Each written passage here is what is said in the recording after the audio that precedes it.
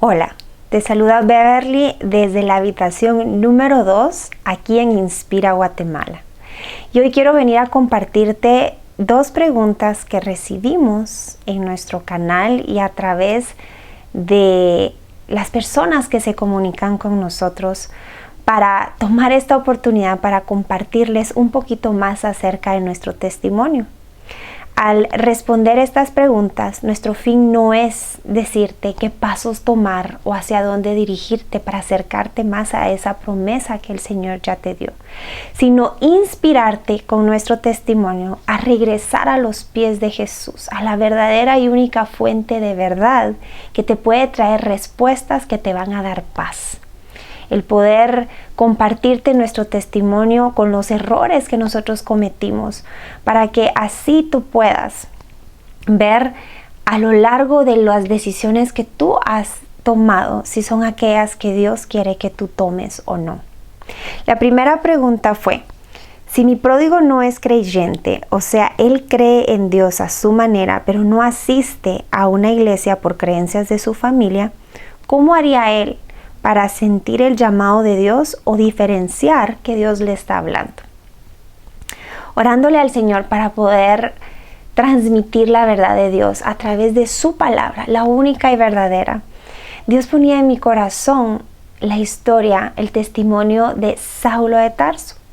Y es que este hombre ni siquiera era creyente, ni siquiera creía en Dios a su manera. Era tal grado su enojo, su rechazo contra Dios, que perseguía a aquellos que amaban a Dios, a aquellos que se hacían llamar cristianos. Y no solo los perseguía, sino también los asesinaba. Pero eso no fue un impedimento para Dios, para acercarse y hablarle de una manera directa. Quiero compartirte en Hechos, capítulo 9, un poquito acerca de esta historia. Dice: mientras tanto, en el versículo 1, Saulo, respirando aún amenazas de muerte contra los discípulos del Señor, se presentó al sumo sacerdote y le pidió cartas de extradición para las sinagogas de Damasco. Tenía la intención de encontrar y llevarse presos a Jerusalén a todos los que pertenecieran al camino, así fueran hombres o mujeres. En el viaje sucedió que al acercarse a Damasco, una luz del cielo relampagueó de repente a su alrededor. Él cayó al suelo y oyó una voz que le decía: Saulo, Saulo, ¿por qué me persigues? Él cayó al suelo y entonces dijo: ¿quién eres, Señor?, preguntó. Yo soy Jesús, a quien tú persigues. Le contestó la voz: levántate y entra en la ciudad, que ahí se te dirá lo que tienes que hacer. Y pues las personas que estaban alrededor de él se quedaron atónitos porque oían la voz, pero no veían a nadie. Saulo se levantó del suelo, pero cuando abrió los ojos no podía ver, porque dice que lo tuvieron que tomar de la mano y llevar a Damasco. Entonces estuvo ciego por 3 días sin comer ni beber nada. Había en Damasco un discípulo llamado Ananías, a quien el Señor llamó en una visión y le dijo: anda, ve a la casa de Judas, en la casa llamada derecha, y pregunta por un tal Saulo de Tarso. Está orando y ha visto en una visión a un hombre llamado Ananías, que entra y pone las manos sobre él para que recobre la vista. Y así pasó, y la vida de Saulo fue transformada y Dios le dio un nombre nuevo, que fue Pablo. Y el resto vemos cómo él se alinea al propósito para el cual él fue creado. Y es que él escribió muchas cartas de la Biblia que hoy nosotros podemos disfrutar y aprender tanto, que fue inspirada por el Espíritu Santo. Veamos aquí 3 aspectos. Número 1. Saulo ni siquiera creía en Dios y Dios lo alcanzó. Número 2, a lo mejor nadie estaba intercediendo por Saulo. Dios lo alcanzó. Número 3, Saulo era un asesino. Saulo había cometido atrocidades con el pueblo de Dios y aún así Dios lo alcanzó. Yo no sé cuál sea la situación de tu cónyuge. A lo mejor conoció de Dios y se apartó de él, como lo escuchamos en el último episodio, en el testimonio de mi esposo.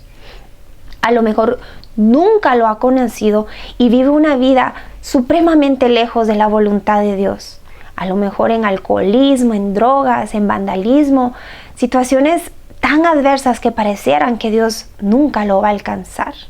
O número 3, a lo mejor tú has dejado de orar por tu cónyuge porque ya no sientes ni el deseo de hacerlo. Ninguna de esas 3 situaciones es un impedimento para que Dios alcance a ese cónyuge, a esa dama o a ese varón, para el propósito que Dios ha trazado sobre sus vidas. Ahora quiero compartirte algo, y es la manera en donde nosotros intercedemos por esas personas que se han alejado de Dios. Muchas veces intercedemos con nuestros planes carnales en mente. Padre, yo te pido que mi esposo vea, que mi esposo no le falte comida, que mi esposo no carezca de ninguna situación que lo haga sufrir. Y esas oraciones son muy bien intencionadas. Pero ¿cómo fue que Jesús nos enseñó a orar? Miremos en Mateo 26:39. Dice: Jesús, yendo un poco más allá, se postró sobre su rostro y oró: Padre mío, si es posible, no me hagas beber este trago amargo, pero no sea lo que yo quiero, sino lo que quieres tú. Si Saulo hubiera tenido una esposa que hubiera estado intercediendo y poniéndose de acuerdo con otras damas para que él viera, para que él escuchara, para que él no pasara por momentos de dificultad y mucho menos ceguedad, Dios hubiera escuchado esas oraciones. Pero ¿qué hubiera pasado? Cuando Saulo perdió la vista, cuando Saulo tocó fondo, algo que era sumamente doloroso, fue donde Dios le devolvió la vista, en donde él pudo ver el plan que Dios tenía y que él estaba yendo en contra. Si tú has estado orando por tu cónyuge, sigue el modelo de Jesús. Ahí preséntale a Dios tus peticiones, pero siempre termina: Padre, que no se haga mi voluntad, sino la tuya, que es buena, agradable y perfecta. Y esto me lleva a la segunda pregunta que quiero compartirte. En medio de una crisis matrimonial se viene una crisis económica, por lo general. Y en esa crisis económica se tienen que tomar decisiones muy difíciles, ya sea el vender una propiedad, el mudarse de una ciudad a otra, y es ahí donde embarga la confusión en nuestras mentes. Y la confusión no viene de Dios. ¿Qué hacer ante una decisión tan difícil para seguir en el camino que Dios ha trazado para nuestras vidas? Yo te comparto que en una de las múltiples crisis que enfrentamos con Daniel, llegó un punto en donde yo me quedé pagando sola la casa que nosotros habíamos construido con tanta ilusión y con tanto esfuerzo. Nos habíamos endeudado para amueblar esa casa, para ponerle las más bellas cortinas, las decoraciones más hermosas. Y fue en medio de esa crisis en donde mi sueldo alcanzaba, pero yo tenía que escoger muchas veces entre cosas básicas que mis hijos necesitaban o pagar esa casa. Y yo vivía en un estrés constante porque además de eso nos habíamos hecho muchas deudas, muchas tarjetas de crédito en el tiempo que Daniel se quedó sin trabajo.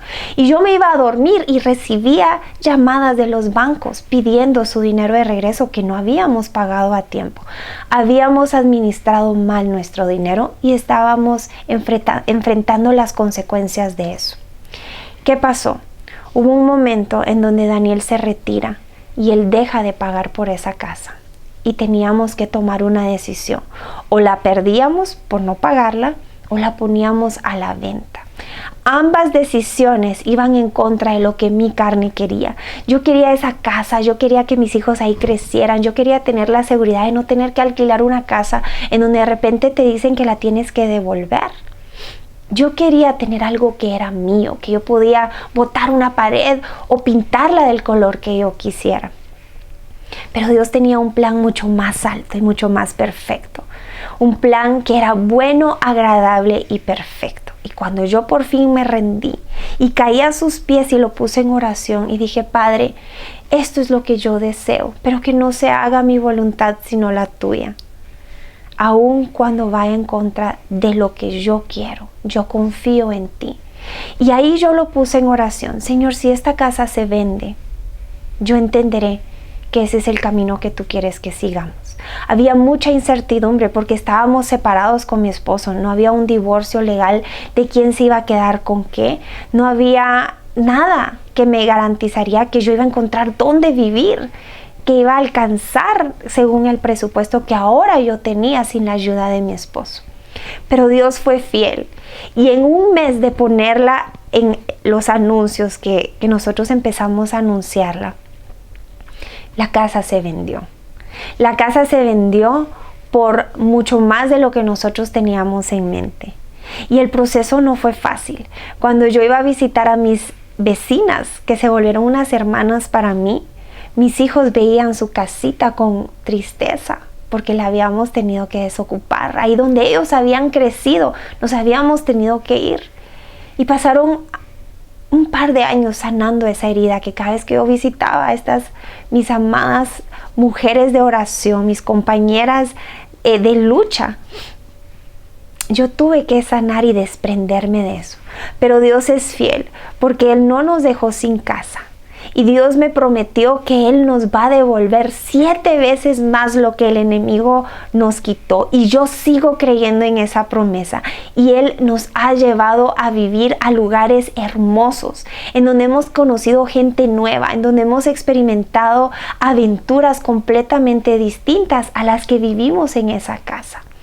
Y no ha sido fácil, pero cada uno de los retos que hemos enfrentado nos han acercado más al Señor. Nos han hecho ver de que sus promesas son sí y amén. Y nos han despojado del amor a lo material que nosotros teníamos. Y es que no se puede servir a dos amos. Yo no puedo ponerme a escoger entre creerle a Dios o querer retener algo que a lo mejor hay una nueva temporada. Y yo te quiero contar como un testimonio, no para que tú digas esto es lo que tengo que hacer, sino para que regreses a los pies del Señor a pedir que se haga su voluntad y no la tuya. A raíz de la venta de esa casa, nosotros dividimos a la mitad las ganancias de esa venta. Y yo te digo que hasta la fecha yo vivo con 0 deudas. Yo no tengo ni una tarjeta de crédito y el único préstamo que yo tengo es el de mi carro que estoy a punto de terminar de pagar. Yo me acuesto de noche en paz, sabiendo que el error que un día yo cometí de administrar mal mis finanzas, el Señor fue fiel de perdonarme y de rescatarme de la esclavitud de las deudas. Mi esposo pagó las deudas que él tenía, especialmente con un amigo muy cercano que él tenía, que había confiado en él, pero que perdimos de control nuestros deseos insaciables de comprar y de llenar vacíos que solo Jesús podía llenar. Fue a raíz de esa venta que nosotros cerramos un círculo de pleitos que tenían que ver con nuestras finanzas.